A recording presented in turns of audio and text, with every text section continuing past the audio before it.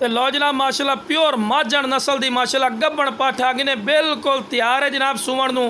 कम अज़ कम 10 तो 15 दिन बाद इंशाल्लाह बच्चे दे सी भी 10 से 15 दिन इंशाल्लाह बच्चे दे सी। मूँह 2 दांद ने बिल्कुल लवी पाठी ने और जनाब जी 35 इंच ऊंचाई ने। बंदे नूं नाल खड़ा करने मकसद होंदा कि तुहानूं हाइट का भी बिरा पता और बिरा पाठ की वेल भी चेक कर सकते हैं। माशाल्लाह चंगी लंबी वेल है चिन्ह और लंबी गर्दन है और कन्ना दे लापर A+ और पैर बनन क्योंकि तुहानूं वीडियो बना के चेक करवानी है। और दुम बिल्कुल तीर वाली कर सीधी तो लो भी उस तो बाद हवाना चड्डा भी खा रहा है माशाल्लाह। इंशाल्लाह अल्लाह दे फजलो करन पहले सूअज 1.5 to 2 लीटर दूध करसी इंशाल्लाह गारंटी शुदा और 1.5 to 2 लीटर दूध की बड़ा महीने रखता है। तो लो भी वेखो जी कितना प्यारा हवाना चड्डा बना रही है। माझण नस्ल की निशानदेही होंदी है कि इंशाल्लाह पहले सूअज चंगा हवाना चड्डा बनाई है।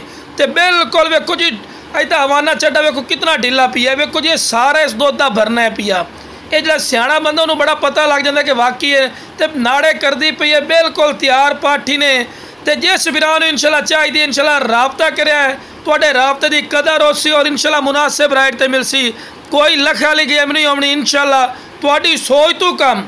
वेखो जी मंडी के लिहाज नाल इस टाइम 60-65 हज़ार रुपए दी है लेकिन की है भी तुहाडी सोच तो भी घट।